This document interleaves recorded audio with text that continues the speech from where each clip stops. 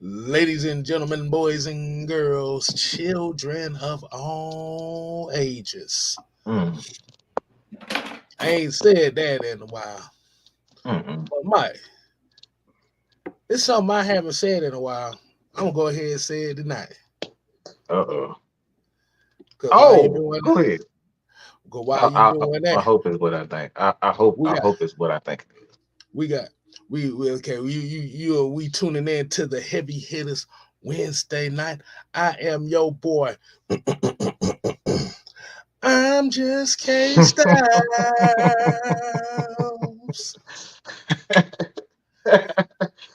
It was. And you are just K Oh, Styles. hmm to my stage left, as you already know, we got the Mad Man, the Mad Mike, Senator Palpatine in the building with y'all. Mm. Bah.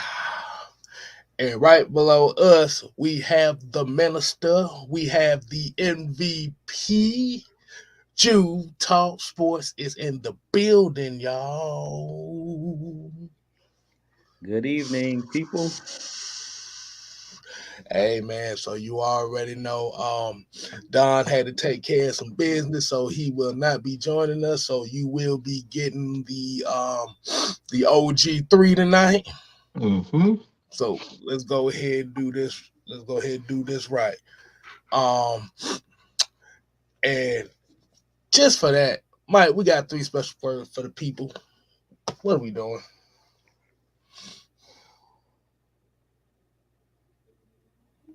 Oh, I got another one. I'm gonna start something though. Okay. Jesus loves us. How about that? Jesus loves us. Mm-hmm. Okay. Or Lord is King. Lord is King. Okay, okay, we got you. I thought you was Y'all, gonna say, y'all, y'all, y'all, y'all like yeah. that? Hey, he's always with us 24/7, man. Hey, we rock with it. I thought you was gonna do the other. Okay, okay. I thought you was Oh, gonna. it's the real wrong guy.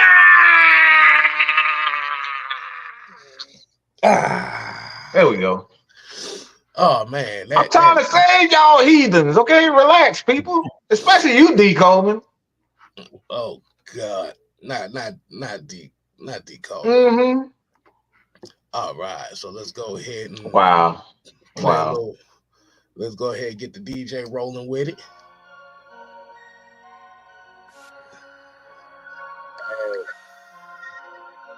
Hey, yeah, I ain't heard this in a little while. Let's go. Hey. All right. So today's roll call, we kicking it off with Auntie Pam in the building. We got KC Station number 8, Robert Ponder, Pat Norris. We got Blackberry in the building, y'all. Home team.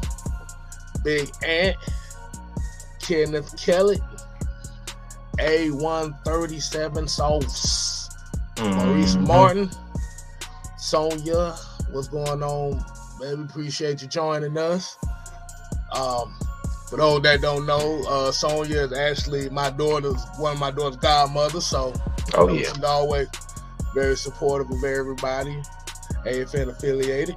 Michael Walker, Dre Murphy, YMOF Jamal, and like I said, D Coleman, Keyshawn Black. We got Chris in the building. We got Dirty Birds for Life. We got Dre Harrison. And we got Southside 12. And we got Corey Gears. So when y'all come in here, make sure you go ahead and hit that like button, hit that subscribe button on the way here. It's all free, baby. And like Big Ant here said, y'all make sure y'all go ahead and smash that like button. Smash and pass. Hey, hold on. I mean, smash and pass it to your neighbor so they can hit the subscribe button. Get your head out the gutter, okay, people? Jesus Christ. Hold on. Oh, that's what I'm waiting on. Cut it. All right, fellas, how we doing this evening? Everybody in the chat, what's going on, man? How's everybody day been? today. Wonderful, wonderful, wonderful for me. It's all good, man. It's hump day, as they say. It's Wednesday. Mm-hmm. All downhill. Dude, you can't be saying that on. Like, what's wrong with you? You don't turn into a heathen too, dude.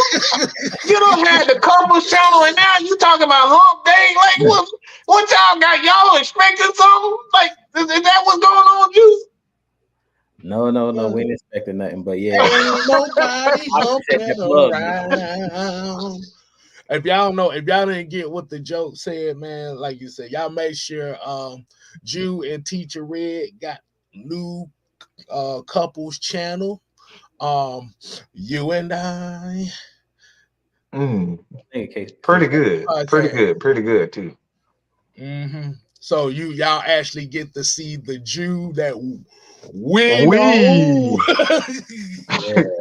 Not yeah. Y'all get and what they say a lot of times, a great man has a woman as a backbone. So, like you said, you get to see the real Jew and Teacher Red when she ain't threatening to hit folks with rules. I know that's how teachers do. But yep. But let's go ahead and get right into it, man. How y'all trying to hurry up and open these peanut butter crackers up before I. All right, let's get started.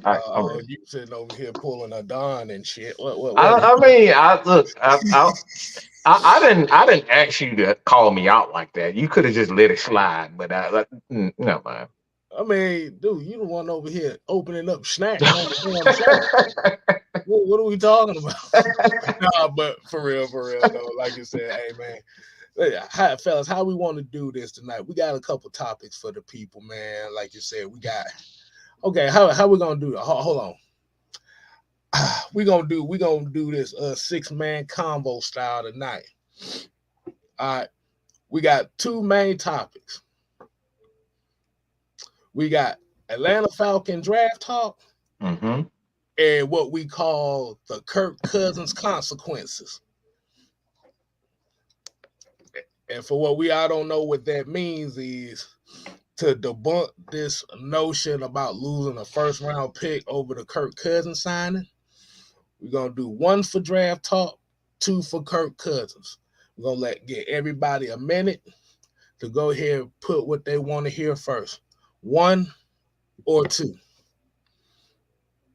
And while we doing that and waiting on the answers to that, man,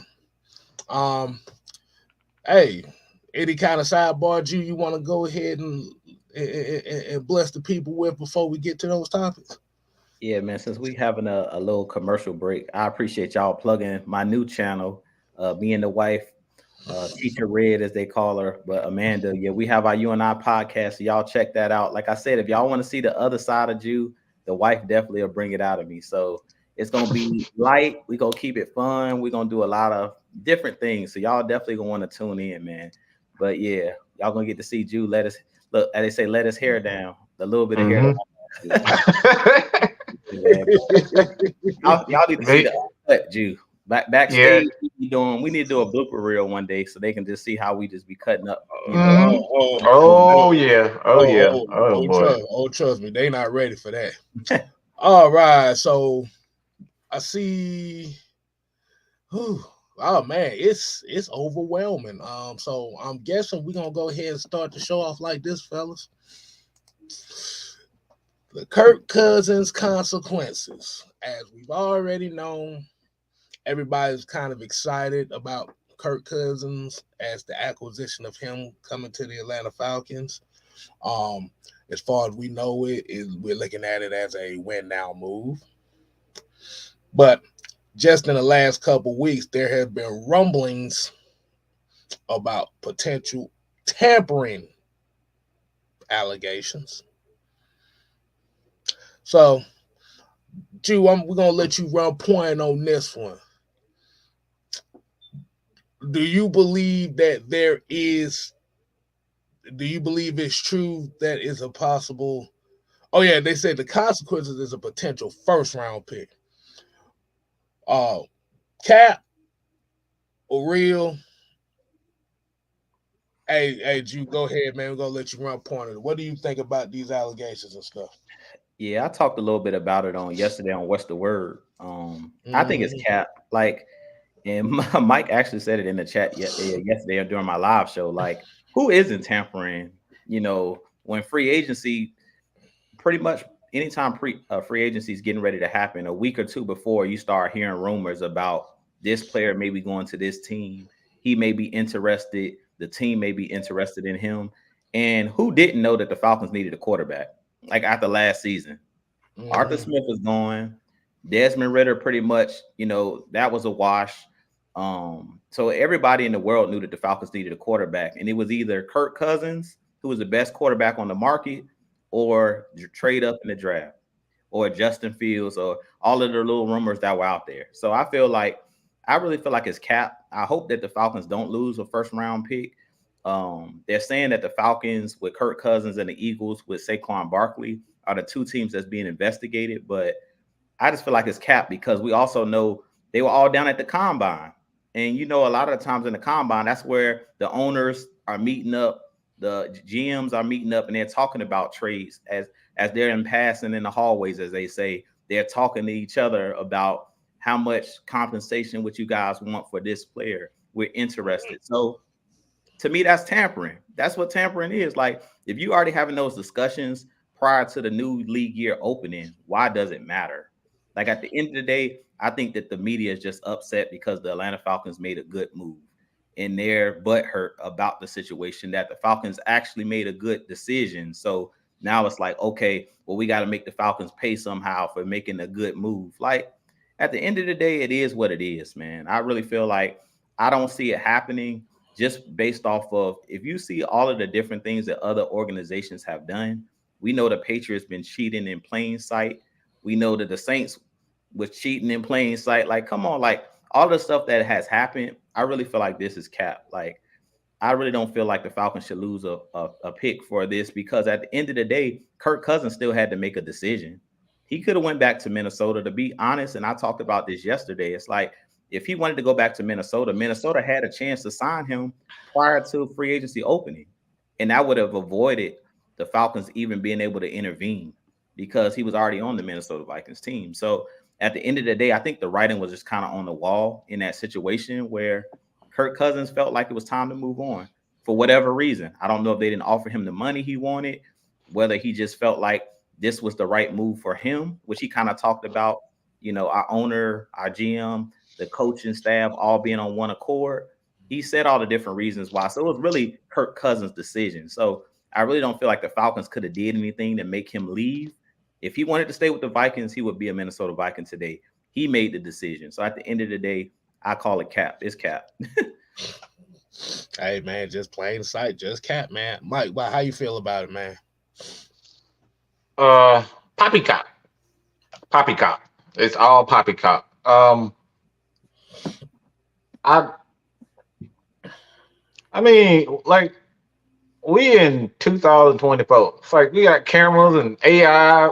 Look, they snitching on you. You ain't even gotta say nothing to anybody. Like everybody's snitching these days. You snitching on yourself. The internet is snitching on you. It's like you can't walk outside without being tracked by something. If you think tampering actually is something legit, you're an absolute fool. Okay, you're an absolute fool. I can get my auntie's second cousin from Alabama to relay a message to anybody. Okay, it don't take that much to sit up here and get a message to a guy, to a person, or whatever. If you want them, you're going to find a way to get them.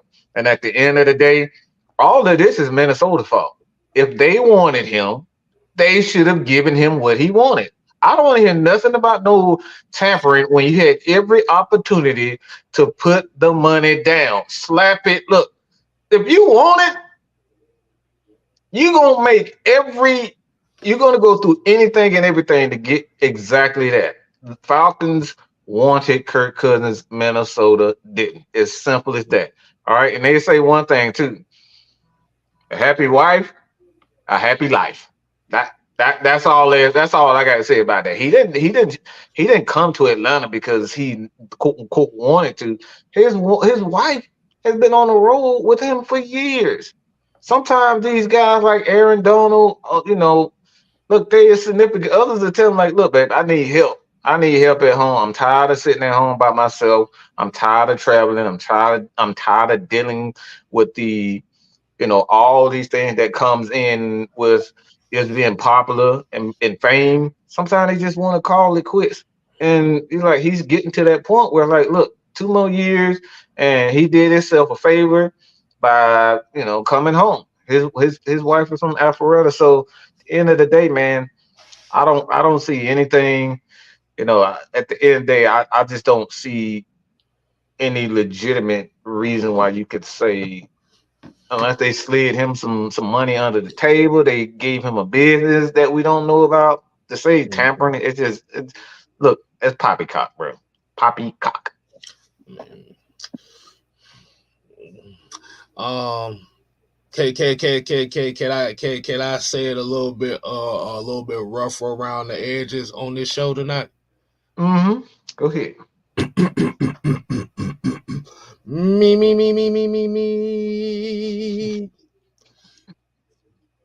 Some old bullshit. That's what it sounds like to me. Come on, man. It's crazy. It's crazy. I mean, like you said, the thing about it is players talk even during the season. Like I said, you also got to play in the part that, like you said, that Achilles injury that he had was early in the season. I mean, like you said, there could have been some stuff where he could have talked to somebody around that time. It's a possibility. But the thing about it is it's not technically tampering if the NFL is a fraternity and these guys are cool with each other. I mean, like you said, the Falcons offered him the money that he wanted. He took his ball and came here. Mm-hmm. Ant, shut up. He talking about tell us how you really feel. I say it's some grade A bullshit. Like you said, if he didn't come to Atlanta, there would have been no tampering. That's basically what it is. It's the same shit. It's the same thing every year. Every year they do something good. It's the same thing. And that is the K-Style spin on it. Some old bull. I mean, I don't know what else to say. Like I said, I don't think there's a such thing as not tampering in these days and they like did that. Like everything is everywhere. You can hear anything accidentally. People recording anything, conversations, like you can't even get into a real fight without somebody recording something. So it's like don't give me this tampering stuff. Mm. And plus, even if it was discussions and stuff went about it, hell, players are gonna talk regardless. Yeah, y'all can say, well, you can't talk this and you can't. You can't stop players from talking to each other because it could have been one of them conversations. Is man, if you had an opportunity to come down here, would you? Type that, could you imagine? Type thing. It's the same conversations we have all the time when it comes to different things. Exactly. Hypotheticals. At the end of the day, they said it yesterday, best of my show. I don't remember which one of the fans in the chat said it, but they were like, it was the same thing with Jesse Bates last year.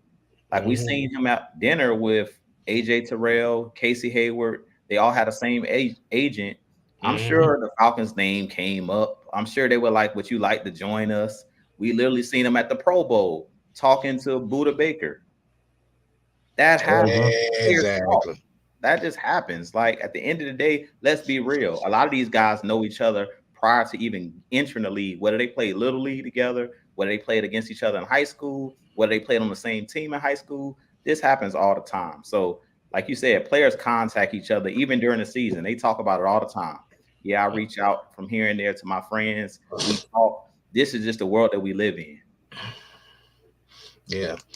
Dre Harrison here said the question is, if the Falcons do lose a first, how should the players retaliate? If we lose the first, the whole team should use it as motivation to push to a Super Bowl.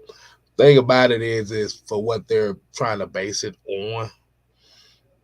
first round pick may be too much. Hell, be honest with you, if they're going to charge for that, the worst would probably be a fifth or sixth round pick, or hell, the worst, or a damn fine. I'm just hearing fine. I'm not hearing. I think Yeah, when you talk about, see, the thing is the reason why Miami were docked is because they were trying to um not only bring in Tom Brady as a player, but they was offering him a leadership position. right. You see what I'm saying? Like Mhm. that's something in the collective bargaining agreement that cannot happen. Because it's conflict of interest when you got a player who's the general manager, the team president, and the owner at the same time. Like those things, that's conflict of interest. So it's like this is the reason why they were docked. And it had been an ongoing thing with them. They had been tampering with not only him but several players. And that's why most teams adopt that time. But like I said, from what I'm hearing, it's at the most for your first fine, $100,000 or something like that. But me personally, I don't foresee anything happening where it's that you know that big of a deal. But like I Mhm. said, at the end of the day, if the Falcons were afraid, somebody would have been traded by now. Right. AKA for those in the back that may not know what Mike said, ain't lose no damn draft picks over this. Mm-mm. We've seen worse.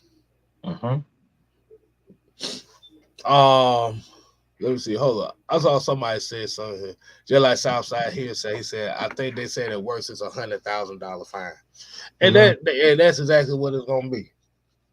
I don't see no draft picks. I don't see no thing where it's damaged the integrity of the game in itself. That was kind Now, of like when they had the what was the sound gate or whatever it was, where they were pumping sound into the crowd. They was fined like $100,000 for that too. It's like I oh, said, don't it's remind me of that. like How the like you got hell that big like you got that big ass cannon inside, and you talking about pumping music. Like they got a whole damn cannon in there.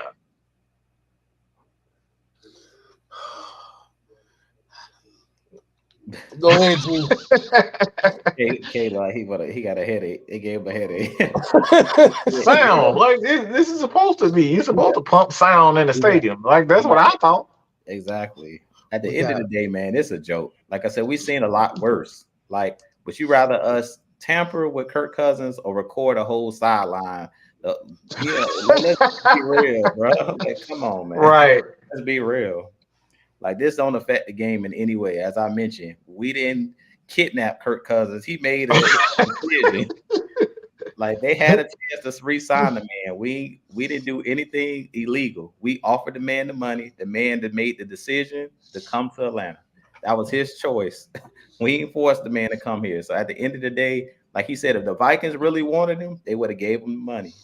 It's Hmm. that simple. Or they would have met his demands. At the end of the day, they didn't meet the requirements. He moved on. Period.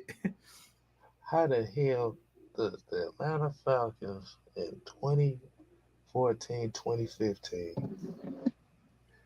get fined for pumping noise in football games in a season where we only won 4 games because it was an unfair advantage. If I, you know what? Nope, we're not going down that road tonight. We're not going down that road. Hold on, wait a minute. Hold on. Okay. We good. We good. Okay, I'm not going down that road tonight. This is this is a heavy hitter show. We're not doing that. Mm, just saying, man. Just saying. But hey, man, at the end, but what it just comes down to is it's Atlanta, man. Everything's gonna be put under a microscope down here for the wrong reasons, and I just tell the media, y'all can go kick rocks with your pinky toe. How about that?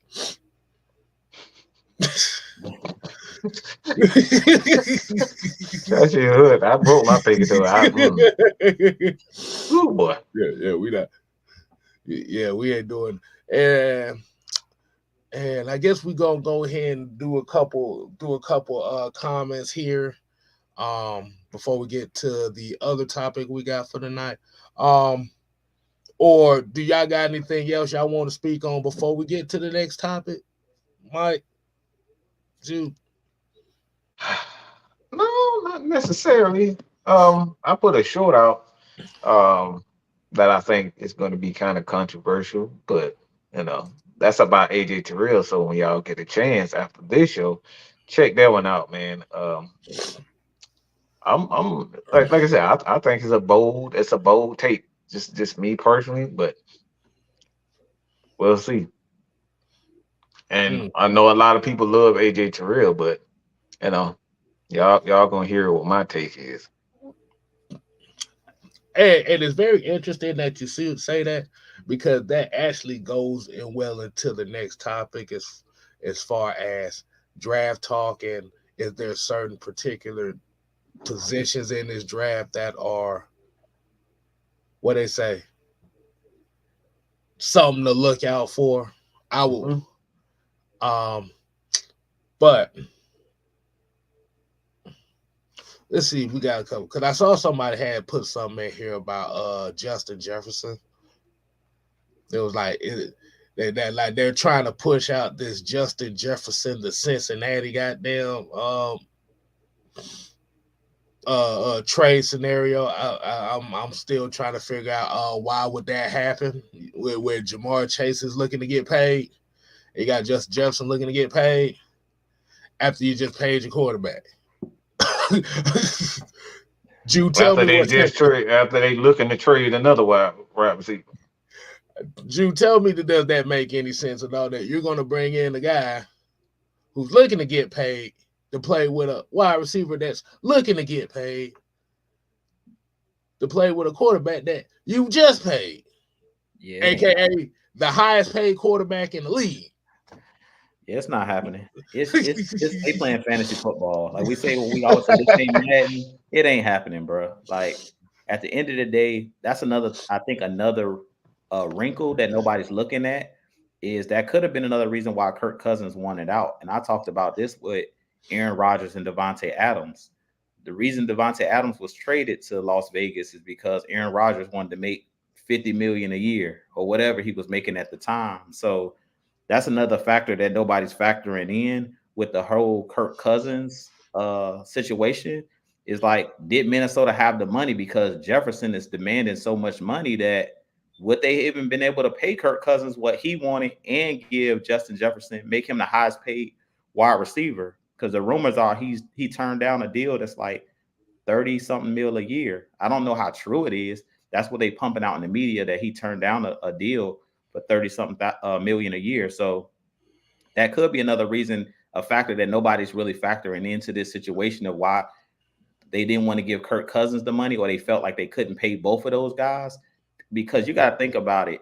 And we talked about this with Matt Ryan. It's like, you can't have two players taking that much of your salary cap up, a quarterback and the wide receiver taking that big of a. And if you do, then you're not going to be able to fill the rest of your team out. And Minnesota's one of those teams that they got a lot of guys on the defense that's getting older. Like Harrison Smith, they brought him back, but it was a chance that they were going to get rid of him. They just lost Daniil Hunter. Like, if you look at their defense, their whole defense basically was stripped, this offseason. So that's another reason why it's like you got to look at the numbers. Like, do the numbers make sense? Because they're looking at, we got an older quarterback, we got a wide receiver that want big money, and that's kind of what got us in trouble. We paid Julio, we paid Matt, and when you got a lot of guys that's getting older, you can't pay everybody. So you got to make sure the guys you paying, that it's going to leave enough money where you still can build a full roster and still win. Let to be real, because all that does is put more pressure on the front office to have to be able to draft correctly and hit in the draft. Because I keep telling people, like, yes, Terry Fondo's been hitting in the draft with these players, but we can't guarantee that every year is going to be what last year was. Like, you're not going to hit in the draft every single year and guys come in and produce the first season. You know what I'm saying? And you guys know I've been preaching. This goes right into our next topic about the draft. I've been preaching Jared Verse. I've been preaching Dallas Turner. But it's not a guarantee those guys come into the league and hit the ground running. Like we know in the trenches, it takes them a while to get there. We see with AK, he didn't just come right in and boom, he's a superstar. That rarely happens. So that's something we got to, think about too, is the money aspect of it, the business aspect of it. And I'm glad that you went on ahead and went to reference it. Now we're finna get into the meat and potatoes of tonight's show. Like you said, man, there's not really that much more news coming out for the Atlanta Falcons. And we got one more month until the NFL draft is up and upon us. Now, as we know how the roster is constructed now based on the moves that were made, it's a whole bunch of different scenarios that a lot of people going down the road. Before Kirk Cousins, it was the draft a quarterback narrative that was put out there. Now that they've went with Kirk Cousins, now we're starting to hear more so of wide receiver. I don't, and I'm gonna make a confession here. I hate the term edge rusher. It don't make no goddamn sense to me. I don't know. It's something about it that kind of irks me saying it, even though I do say it, but it irks me. Because at the end of the day, regardless if you want to call them edge rushers or not, they still outside linebackers / defensive ends to me.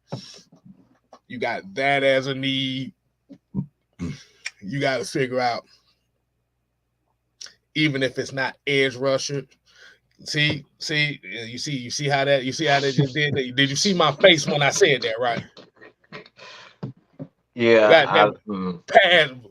Pass rushers. How about that? Like I said, we still need pass rushers. You still need to solidify your defensive line, because that's where most of your age is at on defense right now, is in the front. So, Mike, we're gonna let you go ahead and run point on this. Let you go ahead, man. Based on where we went in this free agency period so far, where do you think is the safest bet for the Atlanta Falcons in this NFL draft as far as position-wise? Oh, well, a lot of people not gonna like what I got to say. I think we good at the skill positions.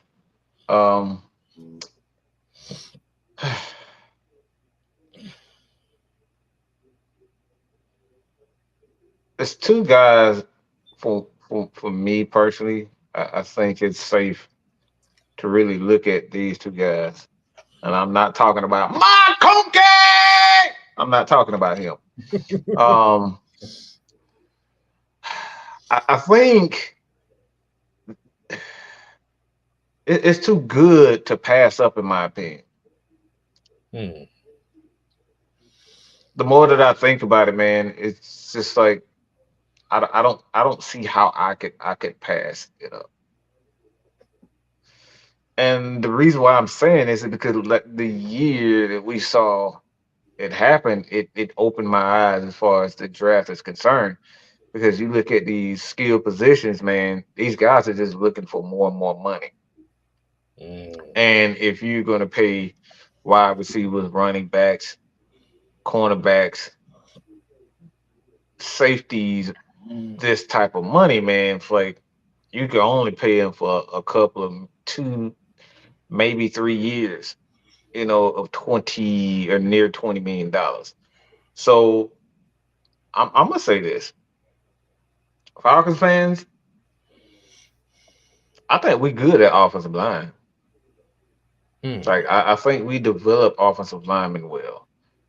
But when you look at where offenses and you look at Kansas City and where Kansas City dominates, they don't dominate with their wide receivers. They dominate with 2 positions, 3 positions. Offensive line, running back, tight end. Got to have a tight end in this league. And with that being said, man, I think it's apparent. I think I'm pretty see through when it comes down to that. And you probably seeing red right about now. I think you guys know where I'm going when I say that. That dude is a freak of nature.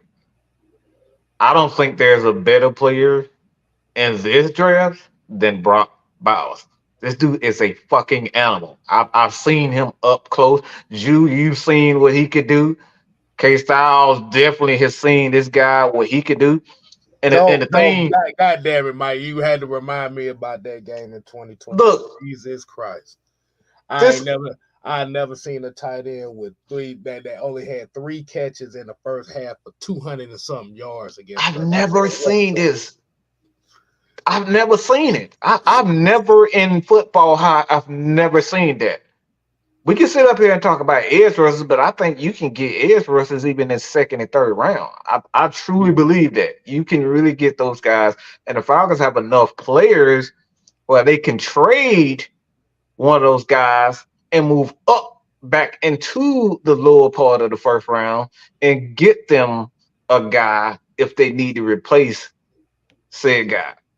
So when you look at Drake London, Bijan Robinson, Kyle Pitts, we're still trying to figure out. And let's be honest, I don't think Kyle Pitts is a true tight end, but you can move him around like a weapon. And then you can treat Brock Bowers like a true tight end because that's what he is. But the thing that makes him so special, this dude route running is insane. It's insane. This dude moves like a wide receiver. He moves like he's Tony Gonzalez. If I were to say anybody is a reincarnation of Tony Gonzalez, it's this kid. The biggest thing for me that wins it over, it's not even his skill. This dude wants to play. He wants to play. Do you know how many wide receivers and players in the game, in the college game, that are looking out for themselves and not even look? They had to force Brock Bowers to sit out because of an ankle. He wanted to play. He was on the sideline looking like the dude is just like his mentality, his ability to run routes, man. It's like he's so smooth in his transition with his hips, man. It's like this dude is just an animal. And to be honest, I just don't see how, if the Falcons sitting at 8, how in the hell did you say no to Drake London, Kyle Pitts, and Brock Bowers, and the company that with Bijan Robinson? You talking about one of the sickest offenses. I don't think we've ever seen an offense like that, to be honest. I don't think you would ever see a guy like Kyle Pitts, Brock Bowers, Drake London, and a Bijan Robinson all on one team. I don't think I've ever seen it. That right there is incredibly attractive. And like I said, at the end of the day, you don't have to pay Drake London to a good 3-4 more years. For about 3 more years. Kyle Pitts, 2. So Kyle, this is he better get this shit done or else. And this is why I'm looking at Brock's. I'm looking at Brock. If I'm the Falcons, I don't see how you passed it up. A team would have to give me more capital to move out that spot if Brock sit right there, because I'm not blown away by Dallas Turner. I'm not blown away by any of these edge rushers in the game. I think this is going to be another controversy. I don't think a lot of them are better than Arnold Ebiketie. The problem with Ebiketie right now is he just can't fucking finish. He can't finish. That's his own. He don't have a problem with moves. He doesn't have a problem with speed. He has the talent, but once he put it all together, I think we already have an edge guy.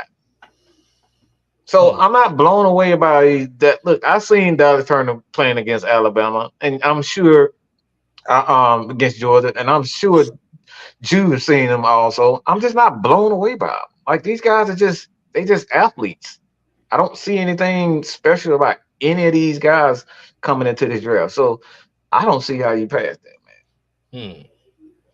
Hmm. All right, man. That was a good take, man. Good take, man. Jude, what you cooking up over there?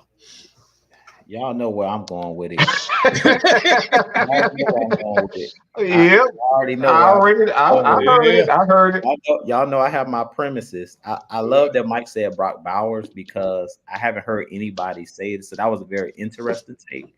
And if we were to take him, that would be dangerous. That would be like Gronk and Aaron Hernandez on the same team. So that would be. I'm not gonna lie to you. That would be very enticing. And if they decide to go best player available, which that's what we've been doing in the draft, then I wouldn't be surprised if they go with a Brock Bowers. To be honest, y'all know why I stand on it. Like the trenches, we Yep. got we gotta No, we no, gotta draft somebody in the trenches. Now, if they decide to go to Brock Bowers or somebody like that because they feel like none of these guys that are the defensive ends, edge rushers, outside linebackers are not it, um, you always can trade back up, whether it's early second round, because there's other guys out there like Chop Robinson from Penn State. It's other guys that are, decent. But I really like Jared Verse. I really like Dallas Turner. I really like Latu. And I've been seeing Latu's name in there. The Mm-hmm. injuries, like I said, if everything checks out with the neck injuries and stuff like that, Latu, I think he can come in and have impact. But what bringing in Kirk Cousins, what makes that such a good move is like the Falcons could go anywhere. So I really feel like nobody knows. Like this is the first year where I really can say that I really don't have a clue like what the Falcons Mm-hmm. are gonna do. I really don't. I don't know if they're going to trade back and try to get more capital because they don't feel like the edge rusher that's there. It's not a guy that they really want, and whether they want more picks or whether they're just going to go best player available. Like I wouldn't be surprised if they went with the Malik Neighbors. I wouldn't be surprised if they went with a Roma Dunze because we have to look at too, even though we say like we have the weapons, like we just traded for Rondell Moore. He only is on a 1 year deal, really. Mm-hmm. A lot of these guys, if they're projecting out, which I don't know if they're like win now or project out to say we may not want to pay Rondell Moore after next season. We might want to pay Darnell Mooney. You see what I'm saying? So if you're thinking Mhm. in that aspect, then they might say, let's go ahead and get a Roma Dunze or a Brock Bowers because these are like insurance policies. If these guys Mm-hmm. that we traded for don't pan out, we already got somebody right here that's gonna take the job. You know what I'm saying? And they already been in the system a year. They can hit the ground running. They can replace one of these guys that's already here. And that's what I do like about the Brock Bowers when you said that is like he would be kind of like an insurance policy for Kyle Pitts, where if Kyle Pitts doesn't pan out, we got your replacement already here, and we Mm-hmm. in this system. So they basically will be competing, and I would just push Kyle Pitts to compete more because Brock Mm-hmm. Bowers is going to push him. So I definitely think that was, an interesting take. But personally, I'm going trenches because I just feel like the Falcons have been neglecting it. And I feel like every year it's always some intriguing. You guys know I love wide receivers. I love the Kyle Pitts. I love the Bijan Robinsons. But at the Mhm. end of the day, I know that the game going to be won and lost in the trenches. And right now, the Falcons got me a little bit nervous because I feel like right now I don't have the depth that I need in the trenches because I don't see a Bud Dupree brought back. Calais hasn't made a decision and I'm looking at the salary cap. So I'm like, what are we going to do? Even though we know that the draft is not just the first round. And that's another Right. thing where I feel like sometimes we get caught up in we got to get Mm-hmm. the first round. But I just feel like to me, the Falcons never really stand 10 toes down on drafting a guy. And I don't know if we scared because of the Vic Beasleys and the Pat McKinleys, where they're like, we've tried that and it didn't work in the past, or whether it was just like, man, we just need to build Right. this team because we had lost a lot on the offense. So I'm still gonna stick with the trenches, even if you got to trade back. Like if you're at 8 and you say, man, Dallas Turner, all of these guys, these quarterbacks, went, and then these wide receivers went back to back to back. That means that's just gonna continue to push Dallas Turner, push Jared Verse, push Latu down the draft board. So if they have all three of those guys graded the same or really close, they can afford to just trade back and get more picks because Latu, one of them guys are gonna be there. If they like all three of the guys, you're not Mhm. taking a risk of just saying trade out of 8 make somebody give you a king's ransom for that 8th pick, and you can get Jared Verse, Latu, or Dallas Turner like at 18 or in the 20s, because they're gonna just continue to get pushed down the board. So at the end of the day, the Falcons are in a win-win situation. Either way they look at it, whether it's taking the best player available, whether it's taking one of these edge rushers, we're in a win-win situation right now. Right. And kind of getting on the sentiment of what you were saying as far as the trenches, I'm going to kind of stick on my guns on what I've been saying this whole time. Excuse me. A little parched, y'all. But I just have this weird feeling that it's going to be a corner, bro. I just got this weird feeling. I mean, like you said, it's a lot. It's like, as much as a lot of people talk about this quarterback class this year, this year is really stacked in the trenches more than what it's been in the last few years right now. This thing it's stacked in the secondary as well. Like you said, you have a lot of places, a lot of positions to where you can find value and quality players rounds 1 through 6. But it's just going to have to come down to, okay, who can I pick out of this pile right here that fits what I got going on? And like you said, Latu, he's got the neck thing right now, so nobody knows what his status is going to be as far as where he's going to fall. You got Dallas Turner. His name has been popping up a lot right now. I mean, a lot of people have been talking about him. But then the other thing that comes with him is, does he really have the motor to go all 4 quarters? Wow. Kev, you made me think about something. Two things happened in Dallas, Kev. Go ahead. I'm gonna get to that. Let me go ahead and set you up on this right quick. Like I said, you got Jared Verse, who's another one of these pass rushers that people talking about the Atlanta Falcons getting. Problem is with him is a lot of people kind of putting him down a little bit because he lighting the ass. But I look at this Falcons team, and like you said, is edge rusher really the major issue when you have a multitude of guys who can play that role on this team already? Now, when we talk about it, like you said, Ebiketie. If Ebiketie stop trying to over pursue or try to do too damn much, he'll have more sacks. We haven't seen D'Angelo Malone at all. You forget Caden Ellis is really a pass rusher playing middle linebacker. You forget Troy Anderson is a freak athlete. You don't know that he may be one of those guys they looking to play pass rusher responsibility. You got Ogundeji coming back. Like I said, I know a lot of people forgot that he was still on the damn team, but like you said, is he gonna come back and he's gonna play that that run edge defender role? And I'm just gonna say it like this, man. The one position they really have not put a lot of emphasis on the last couple of years really is that corner spot, and I'm kind of basing this as well off of the bullshit you put out, Mike, which we've been talking about for a while as far as AJ Terrell and his money. That could play a part in it. Interesting. Go ahead, Mike. Go ahead, cook them. So there's a thing that's happening in Dallas right now, and it's just because of that. They did 2 things. First, they signed the quarterback, Dak Prescott, to a big-time contract. But the second thing that they did was give whom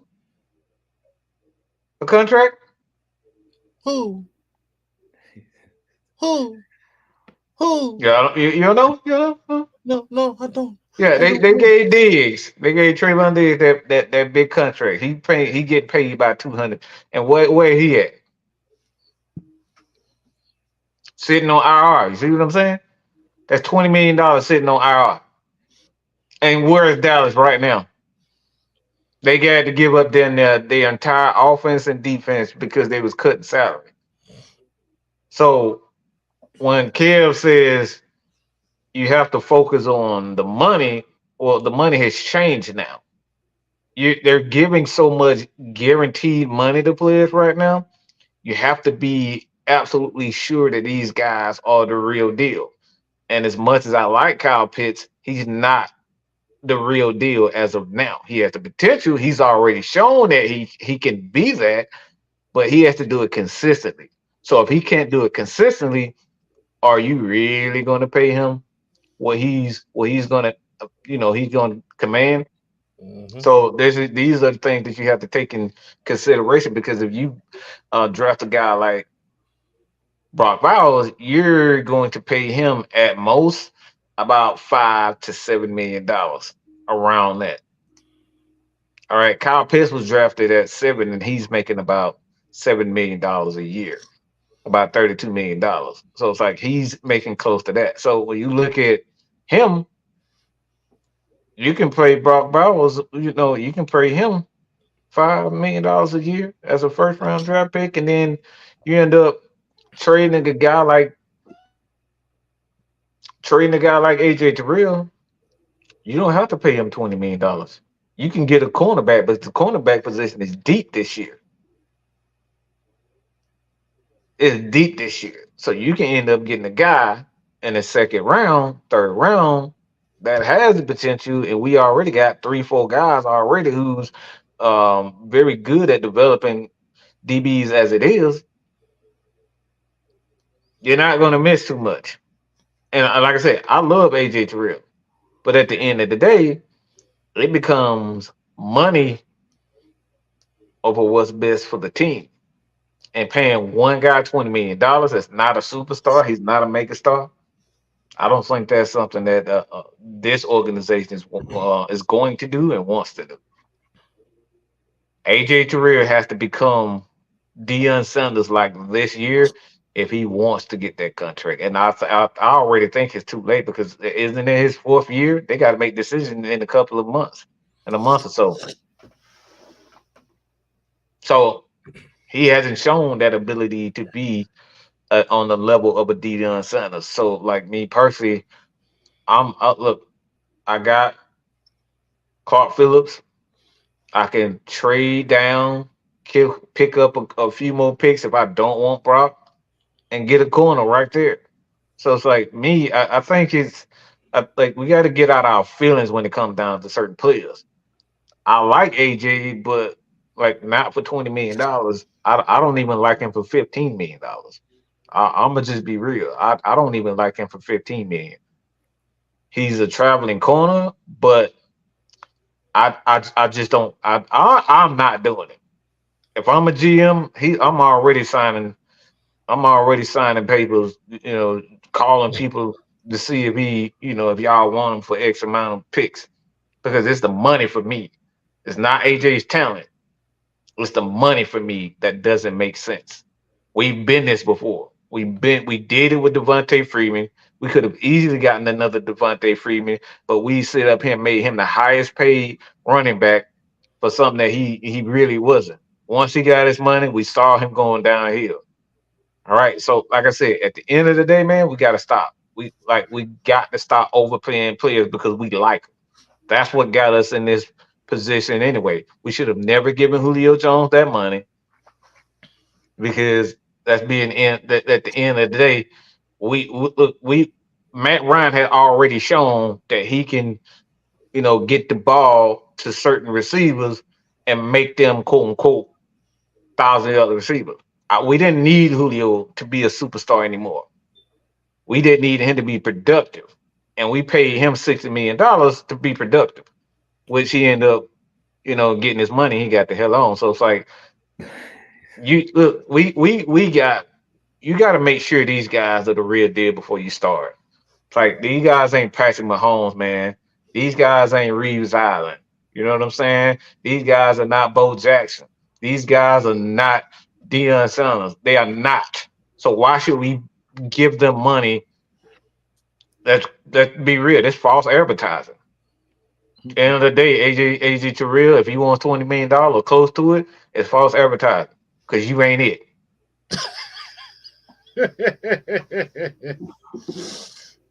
What'd you say? You can get your ass on. We You don't need can to get pay to you. no. Oh my I can look God. tough. I can look tough and get a concussion after tackling people. I can do that too. What'd you say? What'd you say? AJ Terrell, you're gonna get $20 million a year. Why the fuck you lie like Yeah. why you always lie? Lying. Like Oh I'm my God. like you always say, man, I'm just being real. I'm just being real. It ain't worth it, bro. Like we can sit up here. I like AJ. I would love to see him stay, but not at the price tag he's going to demand. So based on that, is there any particular corner in this draft that you may be fond of if that is the route? Man, it's too many corners that play this damn cover three. Oh my god, it's like all of them play off this off coverage, and it's like I like I said, this is why I'm not blown away by any of these guys in this draft. These guys are very talented, and you can coach them up. It's like I don't see anybody that stands out and say, "All right, I'm the head Negro in charge." You know what I'm saying? I don't see any player. I mean, there's like in this draft on the defensive side of the ball. Besides that big fat dude from Devondre Sweat, I see him as a guy that's like, all right, if you get him to lose a few pounds and you train him, to get eat up some space, play next to a Grady Jarrett, I could see him being something. Because again, he's big, he has the athleticism, and I like outside of that, man. I just see a lot of Caden Ellis's. I see a lot of Troy Andersons in this draft, and just like these guys are depth pieces. These guys are not mega stars. Now, can they turn out to be stars? I can see Verse being a star. I don't think Dallas Turner. I don't think Turner is a star. I saw him against Georgia. He disappeared plenty of times. Like he didn't stand out. I mean, when you got a guy like let's keep it real. And this is no shot at Stetson Bennett, but like Stetson Bennett, Carson Beck, he didn't stand out. He didn't stand out against Georgia. You know what I'm saying? It's like let's just keep. We got to stop. Look, I know we like these players, but we got to keep it real. You got to be able to stand out. You got to stand out. You got to be a man amongst boys. When we talk about being drafted in that top 10, those top 10 spot, there's nobody in this draft defensively that I could say, well, that guy is the head guy in charge. I don't see any of that. You said nobody stands out as the head of the table. Look, punch a baby in the mouth or something. Like nobody's standing out. Like nobody. I don't see nobody threatening nobody. I don't see nobody trying to be Deion Sanders and wearing like tight spandex with a pink hat on. Like ain't nobody standing out. Do something. What the fuck did Like you get? let's keep that. And Look, pink hat from? be real. Who in this draft has stood out on any level? Who is memorable? Besides the white boy, the white defensive back, he only stand out because he's white. That's it. For those that don't know, he's talking about Cooper DeJean, y'all. Yes. Like outside of him, who's standing out defensively? Nobody. I mean, maybe Latu, you can say Latu, but he has neck injuries. But like outside of that, like you don't see anybody. There's nothing there that's gonna make me trade up and say, yeah, I got to get this guy. This dude is the real deal. There's nothing there. But yeah. Yeah, I didn't mean that literally. I'm not promoting child abuse. Okay, that's okay. That's not what I. That's the disclaimer, y'all. Yeah, all right. The subject of the matter does not include child abuse, Right. spousal abuse, of any type of abuse of any No, age as no. Okay. kids. So if you took it in the wrong sense, we do apologize. Yet at the same time, we don't do that around here. No, But, sir. No. but Jew, you getting some props here from Anthony White. Said great job to you and your wife on the new podcast. That was a great story on how you guys met. Oh yeah, man, I appreciate it. I told y'all we you see y'all about to find out who Chicago Jew, Chicago Red is. Y'all about to find out who Chicago Red. But I think one of the big, as far as we're talking about corners, I think one of like the big is what if potential stories. I mean, outside of Cooper DeJean and the whole possible rebirth of the Jason Sehorn white cornerback talk, is Quinion Mitchell is one of those names that's kind of popping up in the board here. One of the only knocks on him though is he hasn't really played corner like that long, because he was actually a wide receiver. It's pretty much, what's that corner that the Seahawks drafted a couple years ago? Some of the kid that's real fast, like he's what's his name? Damn, what's his name? I'm about to look Tariq Woolen. Yeah. So he's pretty much like that, as far as one of those guys who hasn't really played the possession long, but he has like all the athletic gifts and stuff like that. So we're seeing his name kind of pop up in the board here quite a bit. I said Teron Arnold right now looking like the top corner in this year's draft. Before the season, it was supposed to have been Kool-Aid McKinstry, but I guess he done dropped down a little bit. So yeah. I don't damn know. I really don't know. I really don't. Out of all the corners I've seen, I haven't really seen any corners that like jump off the screen like they're going to be great. But I think Mike made some good points about, if you're going to draft a corner with the first pick, I think that when you bring them in, I think I would let AJ Terrell kind of groom whoever the next guy is. So keep him here for this year if you don't really want to pay AJ, and then groom that guy to be the next guy. But I did a video recently on Nate Wiggins, and he played at Clemson. That was the last prospect video I did. He's similar to a AJ Terrell, 6'2", lanky, one of those guys like 185 pounds. He's similar to a AJ Terrell type. So I think he would probably be the guy that I would say at that cornerback position. But I did check out the guy from Toledo that you were talking about as well, Mitchell. The only thing about him is that makes me a little nervous. Like you said, he played wide receiver, which that's actually a good thing, because usually guys are able to track the ball well. Like Richard Sherman was a former wide receiver. Woolen was a former wide receiver. So usually those guys that was receivers that turn over and become a defensive back, even who Mike was talking about, the Cowboys, Stephon Diggs' brother, Trayvon Diggs was a wide receiver, but he went to Alabama. They changed him to a defensive back. So I think that all the guys that I've seen in this draft at the DB position, I wouldn't take them at 8. I would trade back, because I think that they would be there. Wow. I would trade back, but I'm still standing 10 toes down. I'm going with one of them edge rushers. I'm sticking with that, man. But if you decide to go with a corner because you're thinking in the line of what I always say, and I talked about this yesterday, I build my team from front to back on the defensive side of the ball. So as long as my front seven is good, yeah, I want to have corners back there that can make plays. But we've seen that Bates is going to make plays on the ball. So you don't necessarily, to me, need corners that are necessarily locked down, because in today's game, how many lockdown corners are there really in today's game with the rules the way that they are? Right.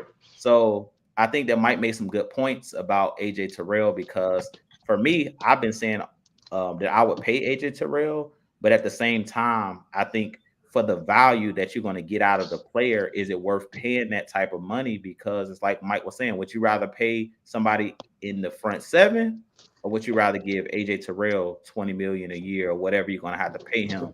And he really hasn't given us the interception numbers and stuff like that.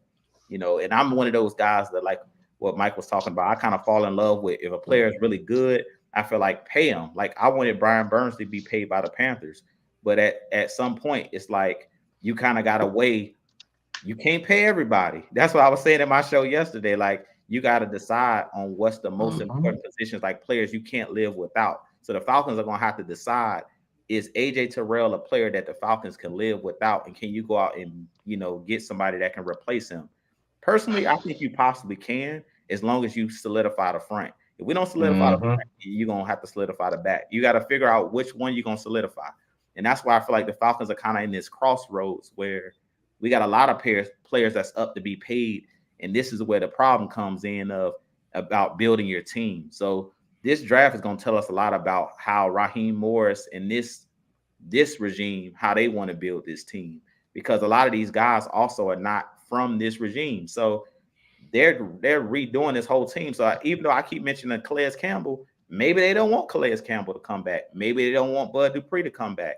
Maybe they want to do it, like I said, the way they did it last year with the Rams, was draft a whole bunch of guys that fit what you do best. And then we're going to go from there and put all of our stock on the offensive side of the ball and just draft a bunch of young guys. Because if we be honest, this coaching staff has a lot of defensive minded, like really good defensive minded teams. You got guys like Raheem Morris, who cut his teeth on the defensive side of the ball. He was a former safety when he played.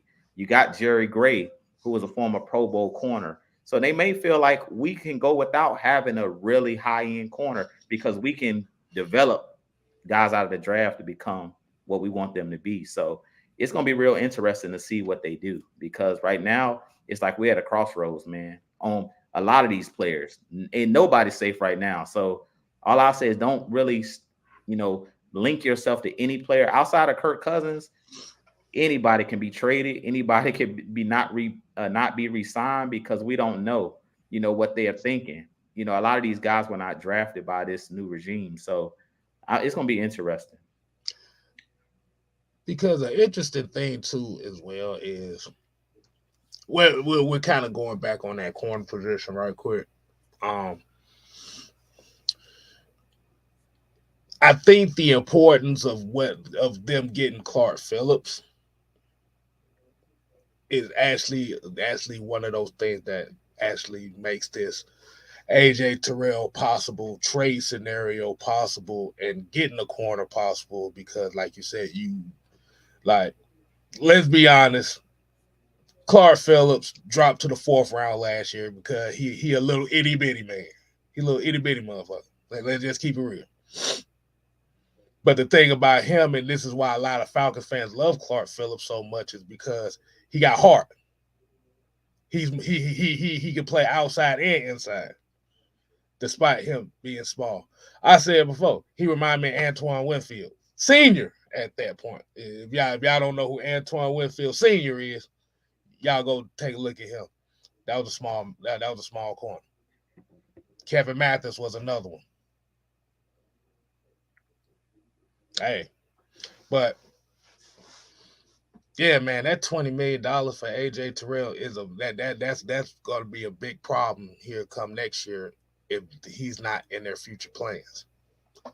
But reality wise, for me, like I said, either it's a pass rusher or an interior defensive lineman. I need some defensive linemen. I need them to get younger there. We need to find replace. We need to find an heir apparent to Jake Matthews, because we can't continue to keep restructuring his deal every year to make money for a roster spot. Because I think they talking about him possibly restructuring his contract. Like, damn it, he done restructured like 6 times in the last 7 years. Yeah. You need. Hold on, who is that? Jake Matthews. Think about 3 or 4 Yeah, times. he's on one of those deals where it's no votable years. So he may be thinking about retirement or simply just Mm-hmm. the Falcons just using his contract like they do with Patrick Mahomes is one of those contracts where you can move money around and continue to get those avoidable years or just decide to void the contract and start over again. So it's like that's what a lot of teams are doing with contracts. Mm. And like you said, you got other departments like that. You got to figure out. You may possibly go look for a right tackle in this draft. Like I said, we don't know. Can Caleb McGarry adjust to a system where they're going to pass the ball most of the time? Where we know that he specializes in run as a run blocker. Mhm. You got to figure out if Drew Dalman is going to be able to adjust in this new system where they're going to be passing the ball a lot more. You got to figure out outside of Taquan Graham and Zach Harrison, what's the youth movement looking like on your defensive line? Mhm. We don't have that neither. You also have to figure out, do you have a linebacker, an inside linebacker that you could trust to cover the middle? So, That's an interesting thing too when I look at the Falcons defense. If you look at Jimmy Lakes, if you look at Raheem Morris last year with the Rams, both of those guys like to do like they like to attack with DBs, linebackers, and the front. So what I'm assuming what the Atlanta Falcons are going to do is get guys that are fundamentally sound up front as defensive linemen and fairly athletic, but I think they're really going to focus on bringing in talent on defensive in the with the defensive backs, man. I really believe that. So K Style, like you may be on something because if you look at how the Chiefs, it's a copycat league. mhm, Spags over there, he uses a lot of his DBs. He uses multiple DBs as linebackers as well. So it's like they don't draft a lot of guys high defensively. They just bring what you were saying. They bring in guys that they are comfortable with, that they want to kind of prime into what they want to do defensively. So you may not see a Calais Campbell back. You may not see a lot of Bud Dupree back because they want guys that, for their system.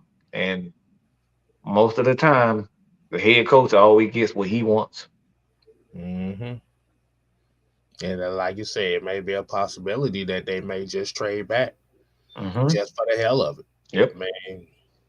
I mean, if just by them trading back from that eighth spot, let's say maybe down to the 16th spot or something, Hmm. if that's a possibility, you literally save $3 million in your draft class just by doing Hmm. that alone. Hmm. Like I said, the thing about it is, and what I'm saying is, everybody has the mind made up on what they think may happen. I But we already know where we you're we going. we, we we've already then experienced 3 years worth of Terry Fontenot. We don't damn know. We don't damn know. We don't know. Like you said, like you said, we all may think it's Dallas Turner, Jared Hmm. Verse, Teron Arnold. These motherfuckers may pull a damn Mims out of Georgia, the right tackle at 8. We like you said, it's too much stuff open here that you really can't pinpoint stuff. And I think Mike said it by them signing. No, it was Mike Andrew said by signing Kirk Cousins, this shit pretty much done opened the whole draft up. Like, Follow the money. The money will tell you everything you need to know. And the Falcons have not, outside of Bates, they have not tied up any money in that defensive in mm-hmm. that backfield. They put in their linebackers and they put in their defensive line. And the thing about with Bates is, I think Mm-hmm. after this year, Bates' money goes. all the way down. So, hey man, got right here at the hour 15 mark, man. Y'all want to go ahead and close it up for the night, man? Oh yeah. All right, man. So we definitely appreciate everybody tuning in to the Heavy Hitters Live tonight. As we already know, every Wednesday, 9:05, 8:05, depending on situation wise, but it's mostly going to be 9:05. Mhm. Um, let my brothers go over here and give the people the final word. Y'all final word for the night, man. Yeah, man. Coach had a comment in the chat that I wanted to hit really quick. He just said maybe we see D Alford on the outside at the cornerback position, and I think to me he didn't get enough opportunities last year. To me, they were saying that they were playing Mike Hughes a lot because they were saying that Mhm. teams were trying to like run at D Alford because he was playing in the slot. So a lot of teams were when he was in the game they were letting the offensive lineman, get up on him because he's kind of a smaller corner. But I think D Alford's another guy. When y'all say got heart, he's one of those guys that competes Mm-hmm. himself. So I would like to see him get an opportunity on the outside. And I think that he's like the forgotten man in the secondary. He played Right. really well his first year. For whatever reason, last year he kind of fell out of favor and they were playing a lot of Mike Hughes over him. But I think that he's a guy, if he gets his opportunities, he's a guy that can take the football away, and he's another guy that's really feisty, a little bit bigger than um, a Clark Phillips. But if he can take his game to the next level, I really think that the secondary is going to get a lot better because you have defensive minded guys. And like Mike was saying, it's going to be a lot of simulated pressures. That's what Jimmy Lake likes to do. He likes to blitz, his corners, and that's another thing that Spags likes to do. If you see Trent McDuffie, a lot of those guys Mhm. coming off the edge, Snead Sneed. coming off the edge, right? So that's something that I definitely think is going to be interesting in this season, and that's something that I'm actually excited about because to me, even though Ryan Nielsen was really good last year, I think he kind of played it safe in a lot of games, and he didn't blitz enough to me for my liking when it came Mhm. to the line.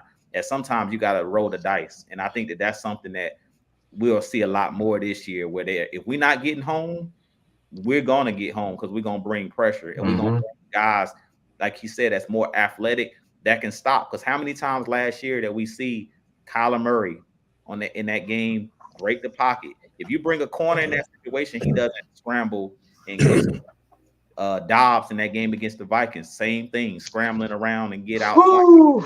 If you use your Boy. corner, that rarely happens. And last season, we seen Dupree sometimes lose the edge. We seen AK. We seen even Calais losing the edge. And if you bring those corners, that prevents that when you have more athletic guys coming on those blitzes to kind of contain those mobile quarterbacks. So I definitely think that's something that'll be interesting. And I definitely think coach is right. Like D Alford is one of those guys I really like and played really well, but for whatever reason he fell out of favor with the last coaching staff last year.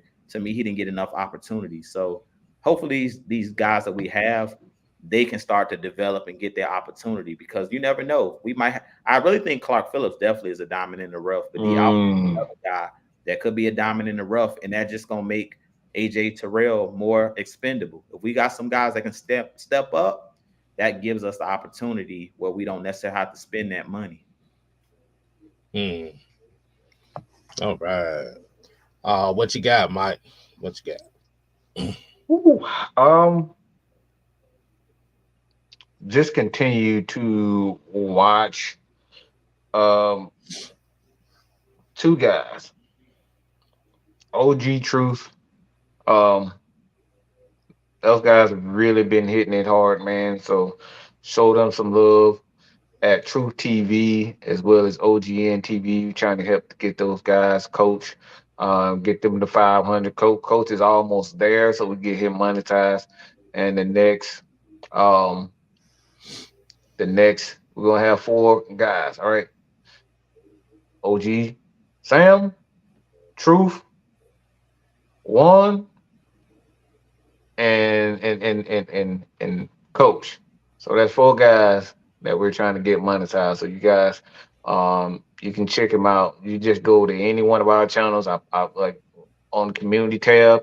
and find the videos and just do me that favor, man, and just help those guys get, because like I said, they put out content every day, um, 7 days a week. Only AFN does that. Nobody does that over here. All right. As far as this Atlanta Falcons cool niche, even though we are moved out of that niche, all right, we do NFL content. All right, y'all see Jew does NFL content and Atlanta Falcons. All right, we looking for bigger and better things. So again, appreciate everybody for continuously supporting us. And like I said, a lot of our takes are gonna be the absolute truth, and sometimes the truth ain't what we all want to hear. So keep that in mind. Hit that subscribe button. God bless. That's all I got to say about that. Mm. And final word tonight, man. Like I said, definitely appreciate everybody tuning in as always.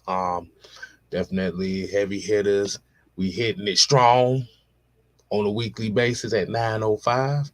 Mhm. I just say, man, hey, we all we got over here. AFN, the conglomerate.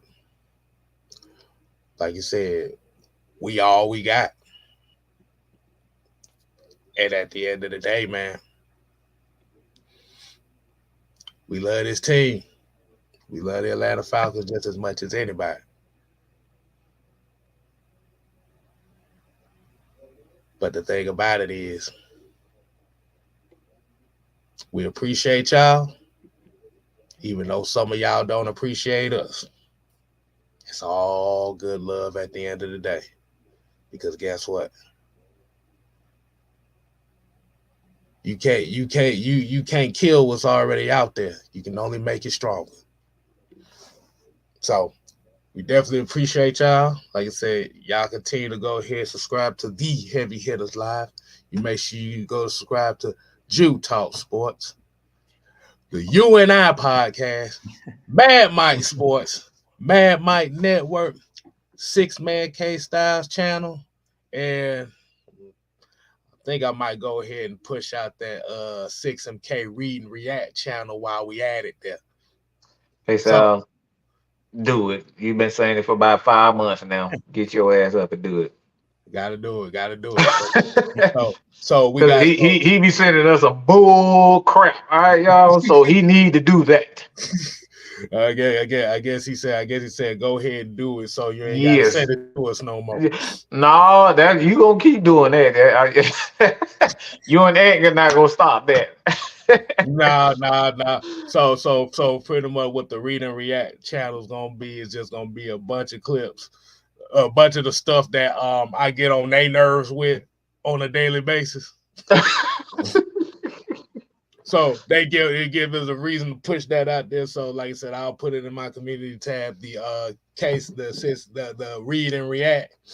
And that's what we can also do kind of like Q&As on other stuff outside of football, whether it be stuff about life and video games and sports, whatever.